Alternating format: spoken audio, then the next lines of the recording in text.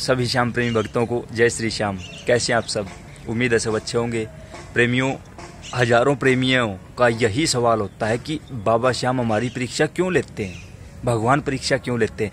आज हम आपको इस सवाल का ऐसा जवाब देंगे कि आप मानने से इनकार नहीं कर पाओगे। बिल्कुल एक छोटा सा काम करना होगा इसके लिए आपको। हम पहले ही बता देते हैं, यह वीडियो लंबा होने वाला है। अगर आपके पास इतनी शक्ति है कि आप बैठकर इस वीडियो को पूरा देख सकें तो ही वीडियो में आगे बढ़ें। अगर कोई भी यहाँ टाइम पास के लिए, फॉर्मेलिटीज़ के लिए या किसी और कारण से आया है, वह यहीं से वापस जा सकता है। अभी कुछ नहीं बिगड़ा है, बिल्कुल थोड़े से आए हो, आप जा सकते हो। अगर किसी को लगता है कि यह हमारा टाइम ख़राब करने के लिए वीडियो बनाई गई तो आप जा सकते हो। हम फेक व्यूवर्स की हमें आवश्यकता नहीं है। जो बाबा के अच्छे व सच्चे प्रेमी है वो इस वीडियो में एंड तक हमारे साथ बने रहें। इस वीडियो को देखने के बाद आपका यह संशय दूर हो जाएगा कि भगवान हमारी परीक्षा क्यों लेते हैं। चलिए शुरू करते हैं, आप भी हमारे साथ एंड तक बने रहिए। प्रेमियों, हम कहते हैं बाबा श्याम। कौन है बाबा श्याम? पहले थोड़ा सा जान लेते हैं, बिल्कुल थोड़ा सा। बर्बरीक, सभी ने सुना होगा ये नाम बर्बरीक। अब थोड़ा फ्लैशबैक में पीछे जाओ। कौन है बर्बरीक? महाबली भीम के पौत्र, महाबली भीम, जिन्हें श्री कृष्ण भगवान अपना बड़ा भाई मानते हैं।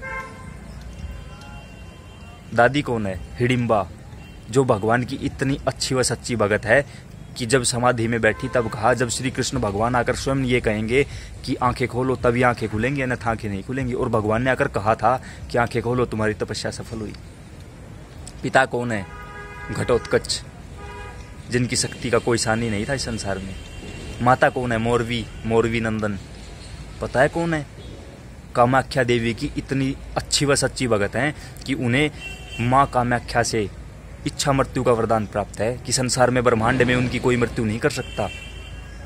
स्वयं काल भी उनसे पूछ कर आएंगे कि अगर आपकी इजाज़त है तो श्रीधाम के लिए प्रस्थान कीजिए, जिन्हें इच्छा मृत्यु का वरदान प्राप्त है। यह बातें हैं फ्लैशबैक की, उनकी पीढ़ियों की, जिनकी पीढ़ियाँ भगवान की भगत हैं। अब बात आती वीर बर्बरीक की। जन्म लेते ही तपस्या पर बैठ गए, बहुत ज़्यादा तप किया, भगवान शंकर को प्रसन्न किया, उनके दिव्य दर्शन किए। फिर 9 देवियों से 3 वैष्णवी महा अपराजिता शक्तियाँ प्राप्त की, जिनका संसार में कोई तोड़ नहीं था। और उसे लेकर तुरंत युद्ध की तरफ चल पड़े, जहाँ सबसे पहले भगवान श्री कृष्ण उन्हें मिले। वहाँ भगवान श्री कृष्ण ने उनसे पूछा कि अकेले क्यों हो, सेना कहाँ है? तब उन्होंने कहा कि हमारे ये 3 बाण ही सेनाओं के बराबर हैं और उनकी भी आवश्यकता नहीं, सिर्फ एक बाण की। भगवान ने पहली परीक्षा ली, शस्त्र परीक्षा। एक बाण चलवाया, सभी पत्तों को भेद दिया। जो पत्ता पाँव के नीचे था उसमें भी छेद था। भगवान ने सोच लिया कि हाँ, तेरे टक्कर का बंदा है, क्योंकि भगवान के पास भी सुदर्शन है और सुदर्शन की टक्कर का बंदा था। अब सोचा कि दूसरी परीक्षा ली जाए, देखना किसकी परीक्षा हो रही है। भगत और भगवान की परीक्षा हो रही है, क्योंकि बर्बरीक भगत है और श्री कृष्ण भगवान है। भगत और भगवान की परीक्षा चल रही है। दूसरी परीक्षा कि बोल क्या दे सकता है तू मुझे? कहा कि प्रभु जो भी आपकी इच्छा है। कहा अपना शीश दान में दे दे। अब कुछ लोग ये कहेंगे कि यहाँ अगर बाबा श्याम से शीश नहीं लिया जाता तो वो कौरवों की तरफ हो जाते, क्योंकि वो हारे के सहारे थे। नहीं, अगर ऐसा करना होता तो भगवान श्री कृष्ण उनसे उनके 3 बाण भी मांग सकते थे कि आप अपनी शक्तियाँ मुझे दे दो, बस। फिर क्या कर सकते थे वो? थोड़ा सा समझो। भगवान ने बर्बरीक से उसका सर्वस्व, उसका सब कुछ ही मांग लिया और उन्हें एक क्षण भी नहीं लगा। उन्होंने कहा कि ब्राह्मण की कुछ भी मांगने की एक लिमिट होती है, आपने अपनी लिमिट क्रॉस कर दी है। आप सबसे पहले अपने असली स्वरूप में आइए और हमें बताइए कि आप हैं कौन। तब श्री कृष्ण भगवान को अपने असली स्वरूप के दर्शन करवाने पड़े थे। तब बर्बरीक ने अपना शीश दान में दिया। तब श्री हरि ने कहा कि आपकी कोई भी इच्छा हो आप हमसे वरदान मांग सकते हैं। तब बर्बरीक ने कहा हमारी कोई इच्छा नहीं है, क्योंकि परम धाम के प्रस्थान के लिए आपके दर्शनों की आवश्यकता थी। वो दर्शन तो हमने पहले ही कर लिए, दान देने से पहले ही हमने आपके दर्शन कर लिए। अब हम दान के बदले में क्या मांगे? हमें कुछ नहीं चाहिए।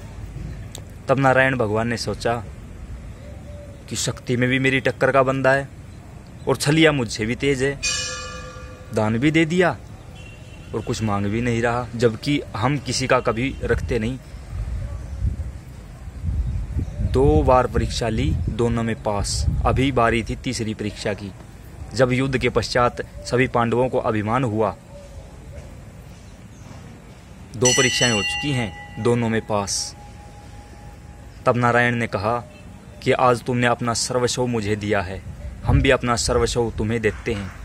और तुम क्या इच्छा लेकर आई थे? कहा प्रभु युद्ध देखने की इच्छा थी। एक चोटी पर विराजमान करवा दिया और कहा कि हम आपको वरदान देते हैं कि तुमने अपना सर्वस्व मुझे दिया है, मैं भी अपना सर्वस्व।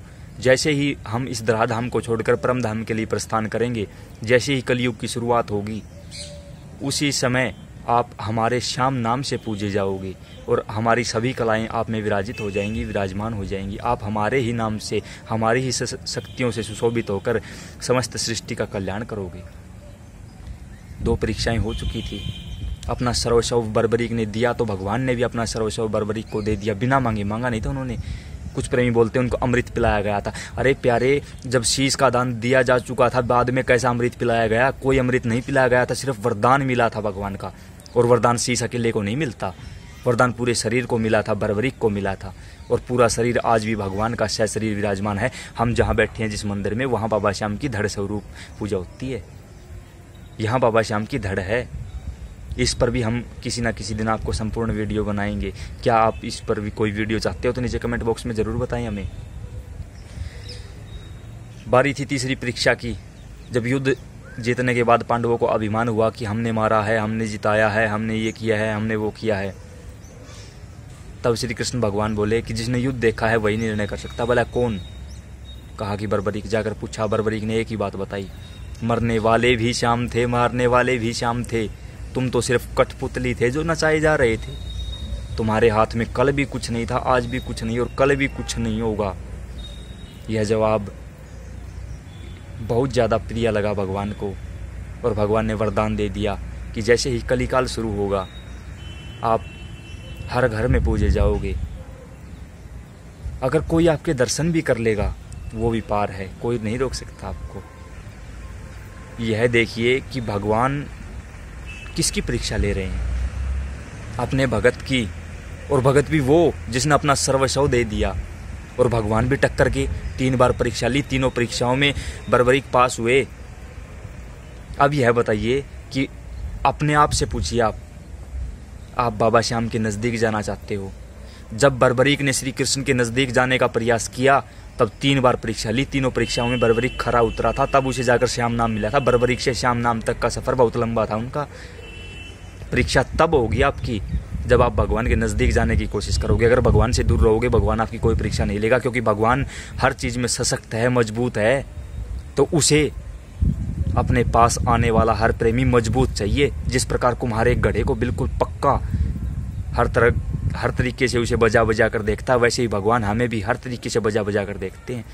थोड़ी सी आँच लगते ही हम तिल मिला उठते हैं। ऐसे नहीं। कैसे मिलेंगे नारायण? अगर वो मजबूत हैं, उससे सर्वश्रेष्ठ कुछ नहीं है, तो वह चाहता है कि उसके किसी प्रेमी के पास भी वैसी ही मजबूती हो। उसे कोई कच्चा नहीं चाहिए, हर चीज़ में पक्का चाहिए उसे, क्योंकि वो स्वयं पक्का है। उसके यहाँ कोई कमी नहीं है, तो उसे अपने प्रेमियों में कैसे कमी सहन कर लेंगे? वो नहीं करेंगे। उम्मीद है आपको आपके सवाल का जवाब मिल गया होगा।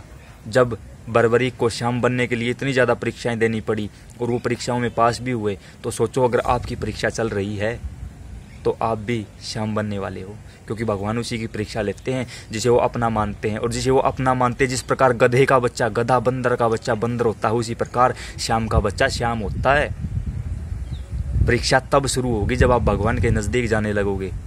अगर आपकी भी परीक्षाएं चल रही हैं, घबराओ नहीं, मुस्कुराओ और कहो कि प्यारे मौज कर दी। अगर परीक्षा चल रही है तो इसका मतलब यह है कि आप हमें अपने पास बुलाना चाहते हो। हाँ, हम तैयार हैं, नहीं घबराएंगे किसी परीक्षा से। लेकिन एक बात और भी याद रखना आप। क्या?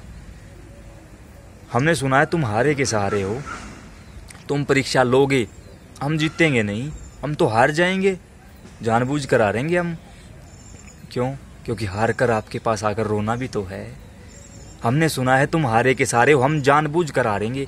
तुम परीक्षा लो, हम जानबूझ कर हारेंगे और फिर तेरे दरबार में आकर रोएंगे और फिर तुझे जिताना पड़ेगा। ले ले जितनी मर्जी परीक्षा ले ले, हमें क्या प्रॉब्लम, हम हर बार जानबूझ कर हारेंगे और तू हर बार फिर हमें जिताएगा। अब तेरी इच्छा है, जितनी ज़्यादा परीक्षा लेगा उतनी बार तुझे जिताना होगा। एक बार बोल के देखो, बोलकर वही देखना जिन्हें प्रेम है भगवान से, अन्यथा मत बोलकर देखना। वहाँ जब तप इतना ज़्यादा नहीं चलता जितना प्रेम चलता है। आज का प्राणी जब तप नहीं कर सकता।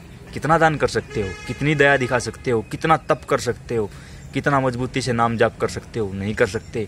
लेकिन प्रेम कर सकते हो, आपके पास समय है, प्रेम कर सकते हो दिल से। जब अंदर से यह जीवात्मा चिल्लाती है कि मुझे मेरे श्याम के पास जाना है, मुझे मेरे श्याम के पास जाना, जिस प्रेमी की जीवात्मा चीख चीख कर यही कहती है कि बाबा तेरे पास बुला ले, यह बातें कहने का अधिकारी सिर्फ वही है जिसे चाहे कहीं भी बैठा दो, कहीं भी बैठा दो, शाम और सुबह की आरती के समय अंदर से आवाज़ आने लगती है कि आरती का समय हो चुका है, उठ और वहीं से राम का नाम ले, वहीं से श्याम को याद कर। फिर आपको खाटू धाम जाने की या कहीं जाने की आवश्यकता नहीं रहती। बाबा श्याम हर समय आपके साथ रहते हैं।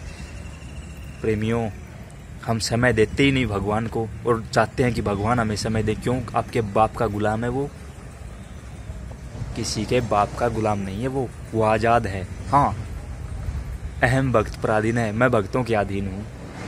पहले प्रेमी बनिए और फिर उससे सवाल करिए, आपके हर सवाल का जवाब वो देगा। परीक्षा लेगा, उसका हक है परीक्षा लेना, क्योंकि वो परीक्षा देकर ही वो बर्बरीक से श्याम बना है। आपकी परीक्षा चल रही है तो आप भी श्याम बनने वाले हो। बस देखना यह है कि कितने ज़्यादा समय तक खेल पाते हो, कितने ज़्यादा समय तक उसके सामने टिक पाते हो। मजबूती से खड़े रहो और बोल दो उसे, तू परीक्षा ले, हम हारेंगे, तू जिताएगा, क्योंकि तू हारे का सहारा है। प्रेमियों, अगर वीडियो अच्छी लगी हो, अन्य प्रेमियों के साथ शेयर कर दिया करो इन बातों को।